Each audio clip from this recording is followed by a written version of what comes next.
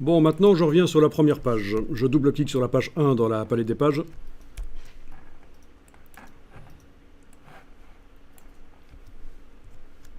Dans la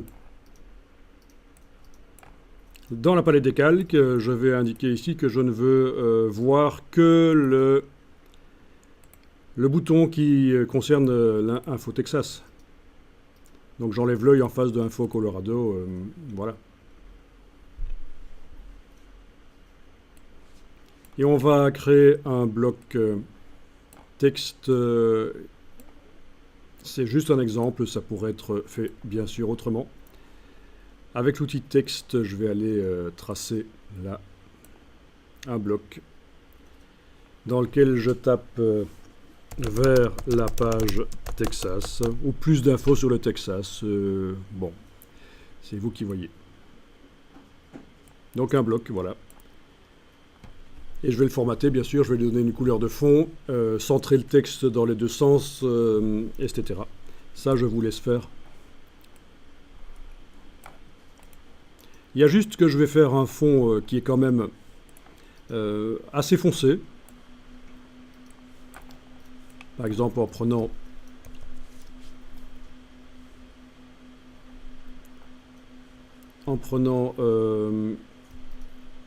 je vais prendre ce vert ici, ou je pourrais même faire une couleur. Oui, je vais faire une couleur, c'est mieux. Nouvelle couleur. Je fais une couleur RVB, une couleur personnalisée, vraiment.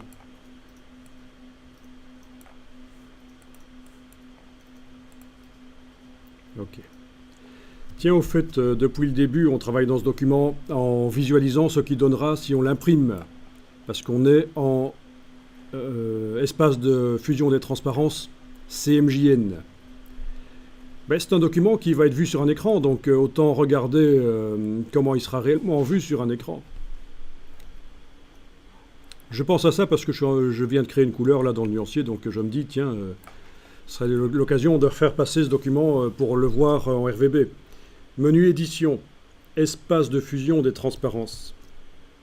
Si vous choisissez espace RVB du document, vous allez voir que la carte, en fait, elle est avec des couleurs vives, elle n'est pas terne comme ça. Voilà. Voilà, donc il est possible d'ailleurs que, du coup, quand vous créez une couleur, vous avez peut-être la possibilité de faire une couleur qui apparaît vraiment bien vive, alors que ce n'était pas le cas avant.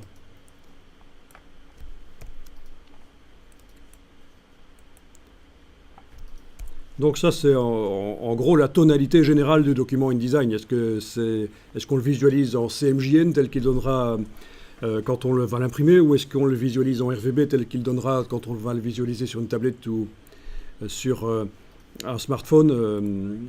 En fait, il vaut mieux faire des documents en RVB de toute façon, d'une manière générale. Je reviendrai là-dessus si vous voulez, mais c'est évident quand on fait du PDF interactif, mais même quand on fait des documents pour l'impression, il faut faire des documents RVB. C'est Adobe qui dit qu'il faut faire comme ça fait 15 ans qu'ils le disent. Et contrairement à ce que certaines personnes qui fonctionnent encore comme dans les années 90 vous diront, il faut faire des documents RVB, même quand on veut les imprimer finalement sur une presse. C'est Adobe qui le dit, pour certaines raisons de pratique en fait. Je pourrais revenir là-dessus si vous voulez. Mais je peux comprendre que ça peut paraître tout à fait bizarre de dire qu'il faut faire des documents RVB dans InDesign, même si on va au final les imprimer. Ok, donc j'utilise la palette paragraphe bien sûr pour centrer, les options de bloc texte pour centrer dans l'autre sens. Voilà. Et puis j'avais dit que j'allais le mettre en blanc.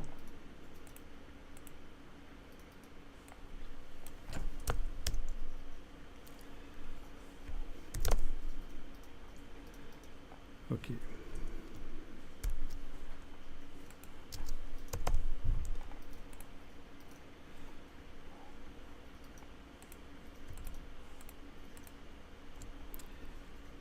J'avais dit que j'allais le mettre en blanc, le texte. C'est pas pour rien, c'est pour vous montrer qu'encore une fois, je ne vais utiliser ni le blanc que j'ai utilisé comme blanc pour le fond du texte ici, ni le blanc proposé par InDesign. Je vais créer un nouveau blanc spécialement pour le texte là.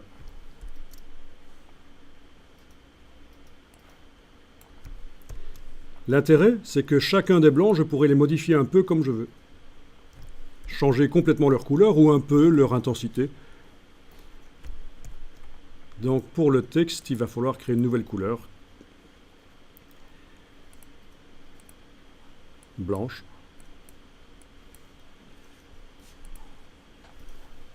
On peut même nommer pour s'y retrouver. Donc j'ai décoché nommer selon la valeur chromatique, comme ça je peux donner le nom que je veux à cette couleur que j'utilise. Voilà.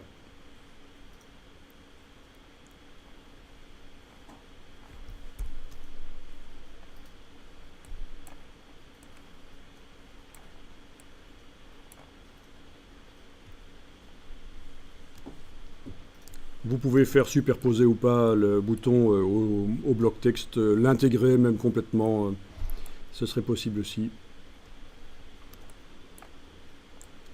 C'est vous qui voyez. En tout cas, quand vous avez fait ça, je vous conseille d'enregistrer le document InDesign pour redémarrer là-dessus, pour remettre l'interactivité maintenant. Ce qui n'est pas évident du tout. Vous allez voir. Quand on veut passer d'une page à l'autre dans un document PDF interactif, ce n'est pas si évident que ça. Passer à la page suivante ou précédente, facile. Première ou dernière page du document, facile. Mais passer à une telle page du document, page 3, page 8, page 13, difficile. Enfin, sauf quand on connaît le système.